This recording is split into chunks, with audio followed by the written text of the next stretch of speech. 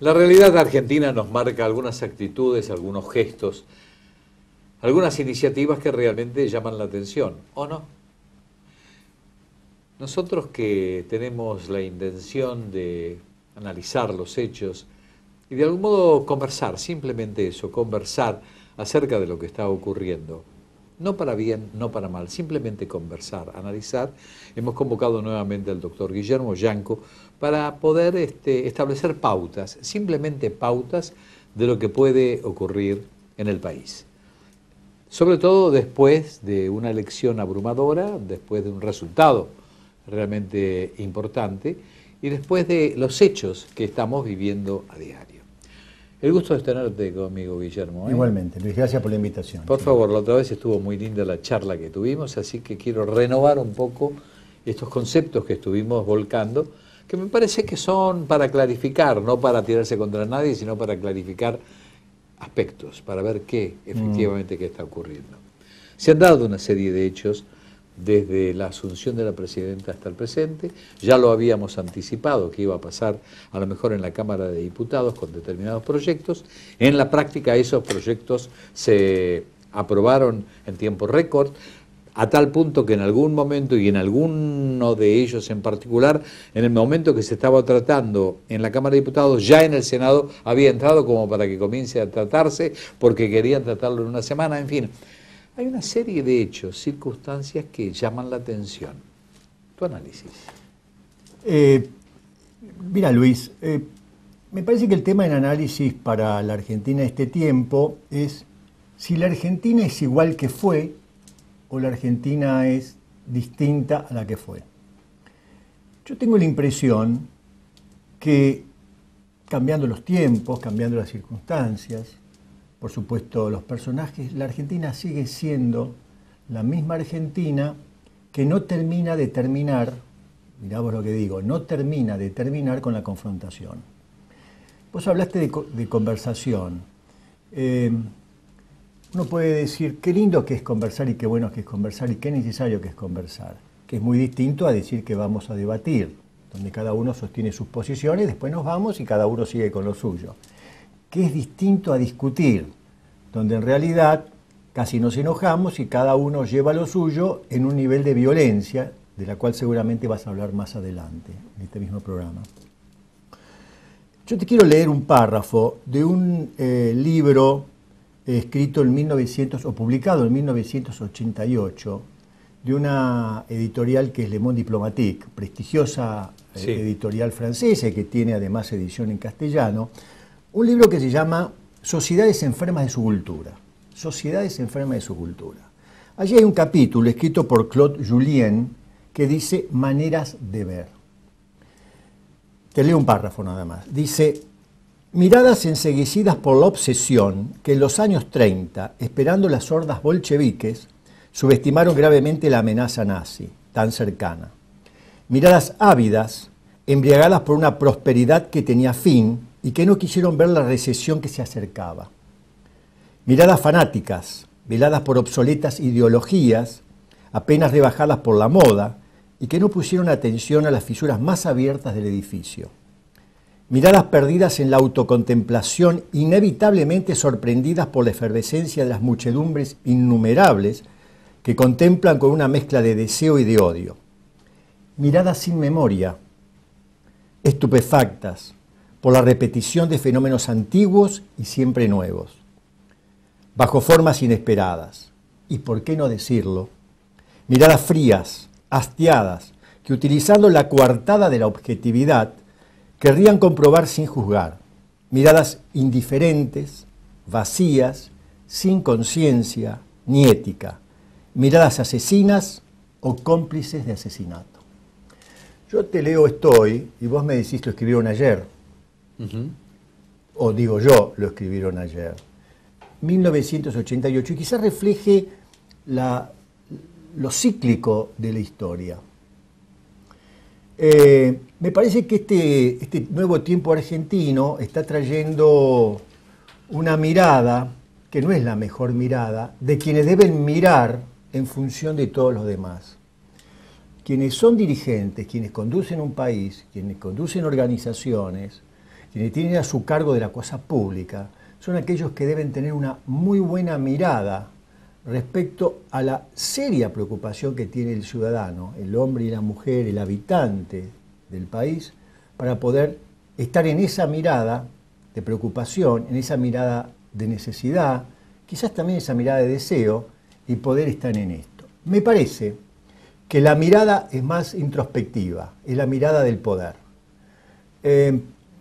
La presidenta, en su discurso inicial en el Congreso el 10 de diciembre, dijo: yo gobierno para 40 millones de personas, para 40 millones de argentinos. Estas son palabras, estaría bien que se pongan en actos. Los recientes acontecimientos de la Cámara de Diputados que vos narraste, a pocos días de la asunción, describen otras circunstancias. Nosotros tenemos el poder y como tal lo ejercemos para lo que creemos que es mejor de acuerdo a nuestra mirada. Moyano hace pocos días también hizo una presentación celebrando un nuevo aniversario de su sindicato de camioneros y también su mirada fue sumamente fuerte, me atrevería a decir con gran violencia. Y paradójicamente, o no, ambos se miraban hasta hace poco tiempo con mucho afecto. Yo te diría en realidad, se miraban con mucha necesidad. Te diría más aún, se miraban con mucha complicidad. Y hoy parece que no hay complicidad, porque seguramente la doctora Zaida Saz, que estará en un rato en Sin Exclusiones, lo explicará mejor desde su óptica psicoanalística. La complicidad es consecuencia o provoca una cosa y la otra, es consecuencia y provoca sometimiento. Lo que pasa es que la complicidad importa intereses encontrados. Sí, claro. Entonces, por eso, intereses, legítimos intereses entre partes. Requiere, la complicidad es el ponerse en el otro como una necesidad propia, no en ponerse en el otro como una mirada al otro por su preocupación. Por eso yo hablé de la mirada. Y las complicidades traen estas cosas, que es lo que hoy ocurre, o lo que ha ocurrido estos días, con Moyano, donde parece que sale de la complicidad con la presidenta, porque la presidenta parece que salió de la complicidad con Moyano antes, eligiendo otro estamento de la sociedad, organizaciones empresarias, a las cuales seguramente le va a pasar lo mismo, porque antes le pasó a Duhalde, quien encumbró a Kirchner. Hay como un uso violento de esta cosa. Y esto, vos que siempre me planteás el concepto de negociación, esto no es negociación, esto no es conversación, esto es creer que se tiene el poder, tener la mirada sobre un poder determinado, pretendiendo que ese poder es omnipresente y omnímodo para hacer lo que se cree, más allá de la mirada a una sociedad que está expectante, temerosa y que pretende otra cosa. Ahora, de todos modos, y en rigor de verdad, teniendo en cuenta lo que vos estás diciendo, no es producto solamente de la actitud de la presidenta o su forma de ser, sino que se basa en ese gran porcentaje de la elección, pero independientemente también en la inacción que pudo haber tenido la oposición para permitir ese tipo de cosas.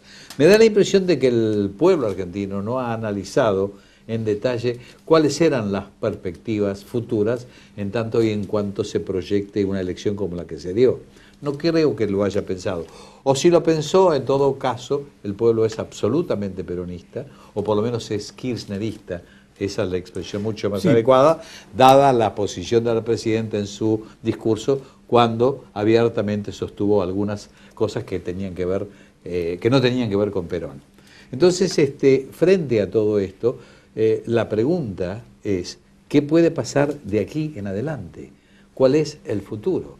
¿Cómo se visualiza lo que puede llegar a pasar hacia adelante si estamos proponiendo un esquema de poder omnímodo, como vos bien dijiste, donde el Estado soy yo y nadie más?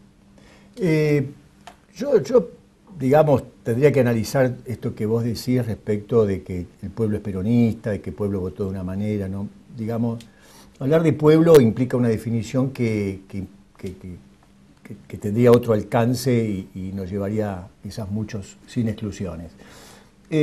Yo en relación a la perspectiva que le veo a esta situación es una situación de gran confrontación.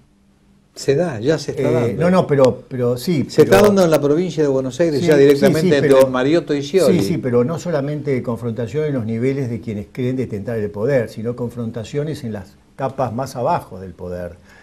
Los ciudadanos pueden entrar a confrontar muy fuertemente. Se analiza un sistema de violencia inserto hoy en la sociedad que a mí me llama la atención y a mí me preocupa. Ahora, yo no sé si el argentino es violento. No, pero los robos, los asaltos, eso sí, la perversión, el sadismo con los que se hacen este tipo de cosas. Y me parece que falta la palabra, lo cual concepto del cual seguramente Zaida Sas también va a hablar. Falta la palabra de peso, falta la ley, falta el modelo, según decía Foucault. Yo temo que tengamos una situación delicada para los próximos tiempos si no se deja de confrontar, si no se deja de poner enemigos y se acepta al otro y se conversa con el otro. Te agradezco mucho el hecho que hayas venido. Te voy a dar algo para que puedas viajar tranquilamente, por lo menos la asistencia al viajero, para que estés bien, cómodo, sin problemas. Te pones en contacto con esta gente. Así que gracias por estar, Guillermo, como de costumbre. Y ahora vamos a charlar con Zaida Sas. Bien, gracias a vos. Por favor.